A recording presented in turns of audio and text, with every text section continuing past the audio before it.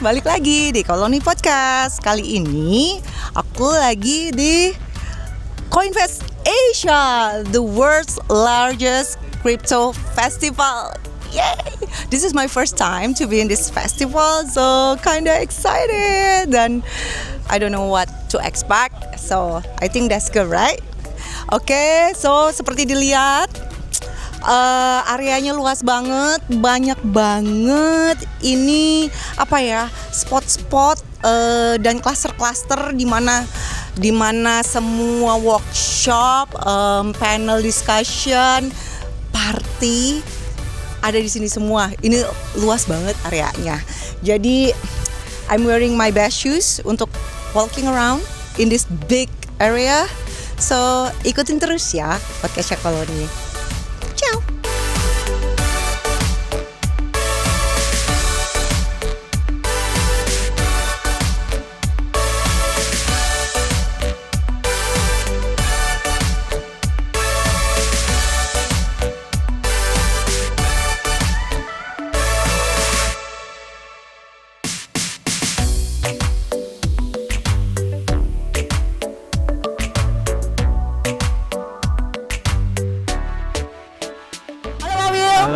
Thank you for having me. Of course, I'm happy to. Ya, ini kayaknya ramai banget ya hari ini. Ini rame banget sih, kayaknya dari tahun ke tahun Coinvest ini makin lama makin rame. Iya, berarti ini menunjukkan tendensi yang positif ya untuk ekonomi digital kripto. Sangat positif, baik dari customer maupun dari bisnis. Saya lihat growing-nya luar biasa cepat. Growing-nya luar biasa. Terus aku dengar katanya Pak Will baru kembali dari San Francisco. Apakah ada good news, bad news, apa newsnya gitu-gitu aja? Boleh di-share? Kayaknya lebih tercerahkan gitu. Oh, berarti masa depan lebih cerah ya? Lebih cerah, lebih muda kayaknya lebih saya muda. Merasa. Oh itu ya biasanya. Soalnya saya ke US kemarin untuk study. Oh, untuk study. 6 minggu. Oh, jadi berasa kuliah lagi, jadi mahasiswa lagi. Bagi-bagi ya Pak ya. Umurnya kayaknya lebih muda 10 tahun. Ikut ke bawah ya, Ikut ke bawah, betul. Terus ada hal-hal baru apa nih yang setelah dari sana yang kira-kira bisa di-share gitu di sini? Kalau yang saya rasakan waktu di US sih vibe crypto di sana masih kenceng banget gitu. Ya. Bahkan waktu saya study di Stanford, itu kan kita program 6 minggu. Tapi ada 2 kelas khusus bahas stablecoin. Wow. Ya, itu belum ngomongin crypto. Jadi emang vibe-nya baik di akademik maupun saya keliling juga di Palo Alto, di di Bay Area. Yeah. Masih banyak orang-orang yang bikin sesuatu yang baru di industri kripto. Okay. Jadi semua pada semangat. Ya, aku ngelihat aja dari agenda yang 2 hari ini kayak padat banget. Terus semuanya aku kepengen tahu sampai ini waktunya jadwalnya bentrokan saking mungkin banyak banget yang bisa dipelajari ya. Iya. Emang saya lihat memang sangat berkembang sih daripada sebelumnya. Iya, ini aku ngelihat agendanya padat banget sampai ya itu menunjukkan bahwa sebenarnya masih banyak yang bisa dieksplor ya Pak ya. Betul. Digital ekonomi kripto ini. Betul sekali. Oke, kalau dari Indodax sendiri nih Pak, kira-kira ada proyek terbaru? Apakah mau rilis koin baru kah? Mungkin bisa di-spill? Indodax sementara masih as it is aja. Mungkin kita ada beberapa proyek yang belum kita bisa share dulu. Itu udah dikasih teaser ya sama Pak Will. Oke deh kalau gitu Pak Will, terima kasih banyak. Semoga sukses sama proyek-proyek kedepannya. Sukses terus buat Indodax. Oke, thank you Pak Will.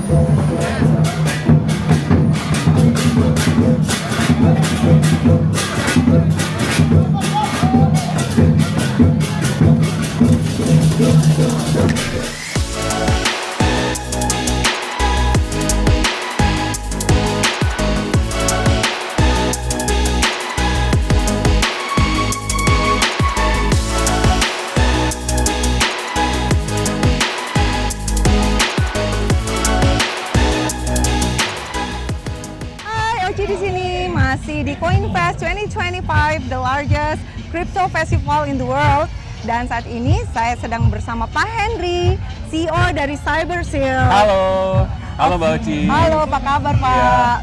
Oke, CyberSeal itu jadi perusahaan cyber security gitu Pak? Ya betul.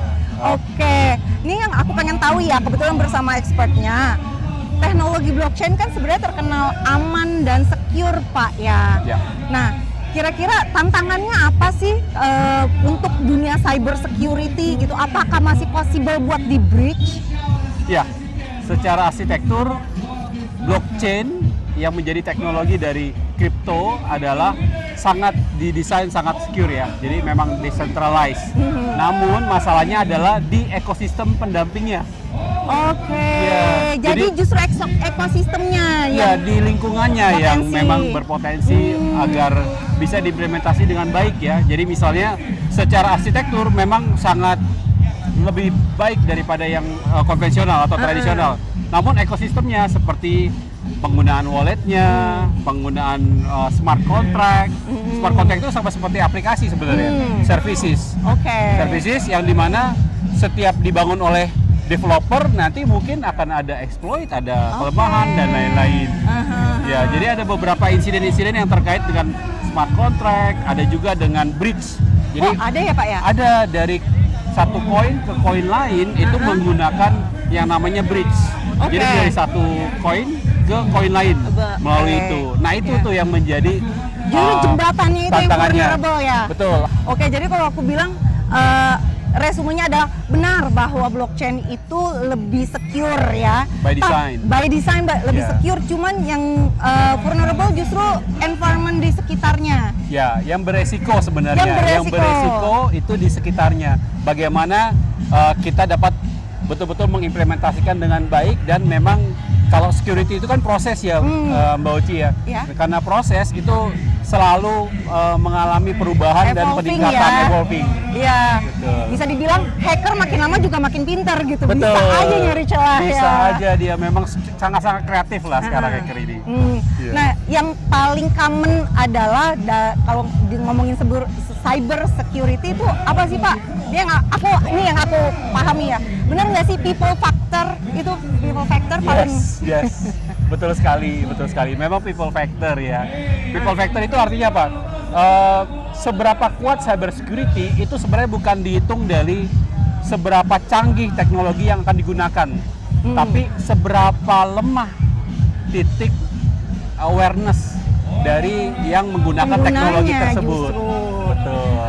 Oke, jadi justru yang perlu dibangun adalah awareness para penggunanya. Ya, jadi urutannya dari people, proses, dan teknologi.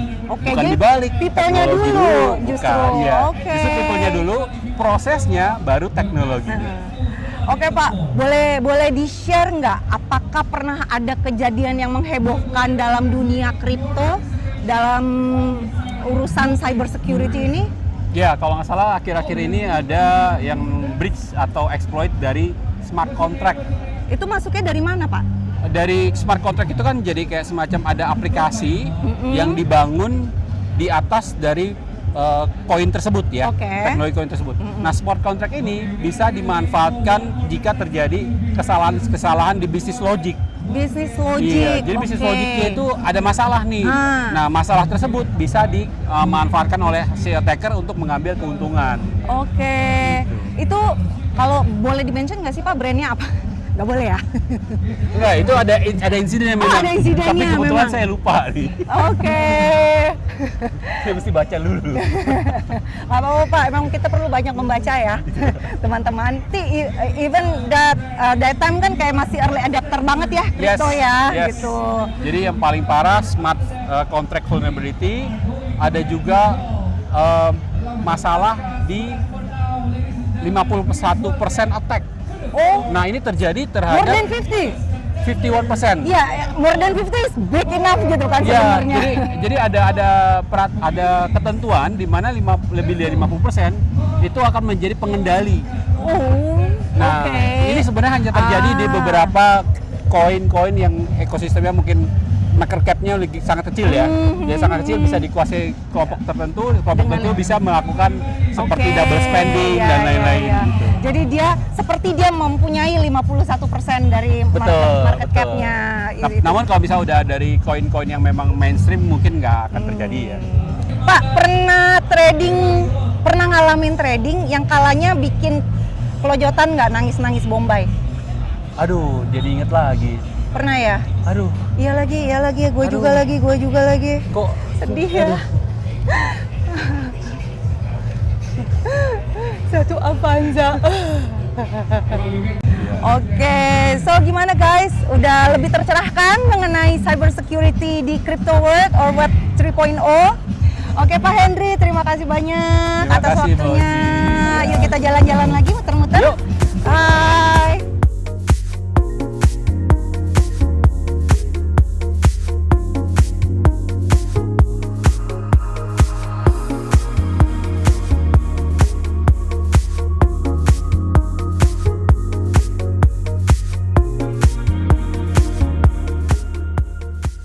Halo, masih bersama Oci. Saat ini saya bersama dengan Bapak atau Koko nih? Koko aja. Koko Fendi dari Ares Technology, sebuah platform, not platform but it's tools, right? Yes, kita mungkin kita ngomongnya tuh tools aja ya, Oke, trading tools. Trading tools. Nah, trading tools ini fungsinya buat apa sih? Oh, Trading tools kita nih sebenarnya tuh kita membantu ya, mungkin Cici yang mungkin kurang mengerti mengenai dunia kripto, Betul. itu terbantukan dengan tools kami. Jadi mungkin tools kami itu bisa membantu dalam arti menentukan kayak, oh nih sebenarnya posisi kripto sekarang ini BTC, ETH, XRP itu sekarang lagi di posisi apa? Apakah Oke. sekarang lagi di posisi bullish kah, posisi bearish kah? Jadi memberikan kayak feeding information buat Cici supaya bisa memberikan kayak langkah berikutnya tuh apa sih sebenarnya itu? oke. Apa yang harus kita lakukan dengan kripto saya? Apakah saya tetap ambil kah ataukah harus jual kah?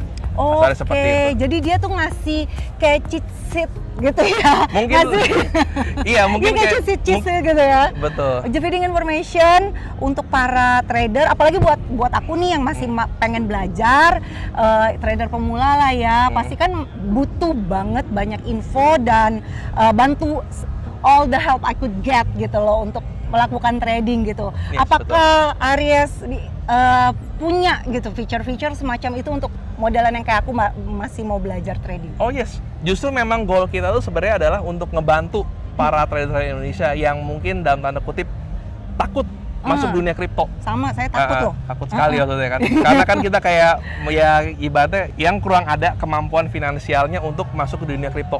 Oke. Jadi dengan tools kami itu kita itu membantu para trader-trader yang dalam tanda kutip memang takut. Jadi dia itu sebelum masuk dia sudah bisa ngeliat dulu nih historical data kita tuh sebenarnya dari kripto, Bitcoin, ETH dan yang lainnya, dan memberikan kayak semacam Cheat sheet tadi ya? cheat tadi lah, soalnya seperti itu. Iya, tadi. Betul sih kok, karena untuk aku pemula kan taunya investasi di kripto itu sangat volatile, terus yang ups and down-nya sangat bergejolak lah gitu marketnya. Artinya tools ini bisa memberikan gitu ya feeding info ataupun cheat sheet untuk kita melakukan trading. Jadi bukan tradingnya ya? Bukan Iya, bukan tapi lebih pada tradingnya. feeding infonya. Kita lebih kayak mematurekan kayak pilihan atau keputusan dari trader. Oh, Asal oke, seperti itu. Nanti I yang akan see. melakukan eksekusi adalah tradernya sendiri. Oke. Asalnya seperti itu. I see. Kita juga selain mungkin kalau di trader mungkin dia itu akan fokus ke satu atau dua kripto. Kita bisa berfokus di multiple kripto. Oke. Jadi misalkan nih Cici ada kayak ada favoritnya nih, Cici ada kripto favorit nih. Misalkan ada BTC, ada XRP, ada ETH, mungkin satu lagi mungkin Dogecoin lah, kasarnya seperti itu. Nah, Cici bisa membangun portfolio Cici sendiri. Jadi dari portfolio itu sendiri, Cici bisa kayak alokasikan, oh saya mau invest di Bitcoin tuh 50% dari dana saya, terus di Doge ada 20% dan yang lainnya. Nah, dari situ sistem kita akan memberikan kayak semacam kayak tampilan chart dari transaksi Narik datanya itu real kita per hari. Narik data. Jadi historinya paling lama untuk sekarang ini 5 tahun terakhir. 5 tahun ke belakang itu tarik langsung dari sistem kita. Langsung di-analyze dalam bentuk grafik chart. Jadi walaupun aku baru pemula gitu ya di crypto trading, artinya bakalan lebih terbantu lah ya dengan ngelihat data histori koin dari 5 tahun terakhir dalam bentuk grafik. Betul sekali. Akan lebih gampang menganalisanya. Betul. Berarti aku udah bisa dong ya jadi analisa trader gitu. Oh, bisa banget. Bisa banget. Tuh yang mau belajar jadi analitik atau mungkin what you call it? Market trader, investment manager. Investment manager yang mau belajar jadi investment manager bisa coba ngulik-ngulik nih di Aries Teknologi. Pernah nggak trading yang loss-nya bikin nangis gerung-gerungan di tanah? Gerung-gerungan di tanah. Ya yang Mungkin kalau sampai kayak sakit hati ada. Cuman kan ya balik lagi ya, kalau moto saya kan maksudnya bukan prinsip saya itu adalah kalau kita nggak nyemplung dulu dan kita ngerasain kesalahan kita nggak bakal belajar dari situ. Betul, yang penting jangan kapok ya kok. Mungkin bukan lebih kapok ya. mungkin masih mau belajar gitu ya. Ya mungkin lebih tepatnya jangan kapok itu tuh diganti dengan kita kayak alokasiin dulu nih buat kayak duit pengorbanan kita berapa sih? Menurut saya sih seperti itu. Sekolahnya berapa sih? Iya, mungkin lebih tepatnya begitu sih. Oh, berarti belum pernah ya yang bikin ampe patah hati, nangis 7 hari 7 malam gitu. Soalnya pernah lagi. Kalau so far sih belum pernah ya so far ya. Bagus. Berarti Koko tradingnya jago ya, karena saya mengalaminya nangis 7 hari 7 malam dalam kamar karena hilang duit.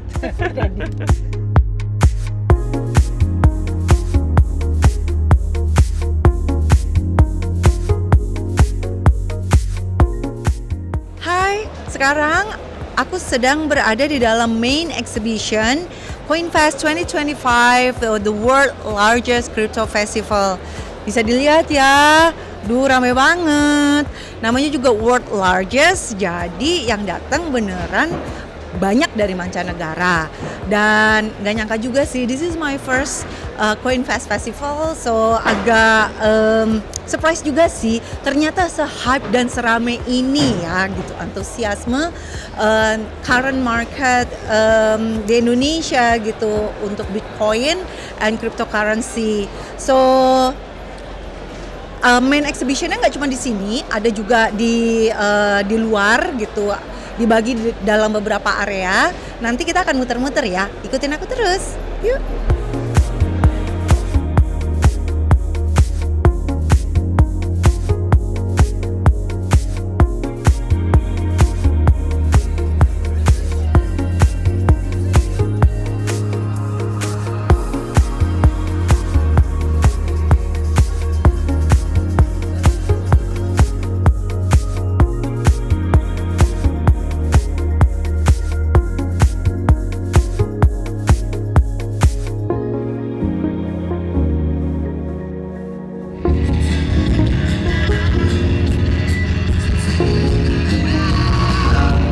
engaging in another airdrop as well in the future.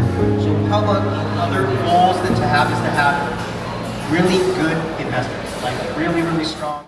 Still from Nuanu, City Creative Bali. Jadi aku udah 2 hari di sini, 21 dan 22 Agustus di Bali, of course. And aku ketemu dengan banyak sekali trader, crypto trader, ketemu dengan banyak potential business partner, maybe not now, but in the near future, who knows.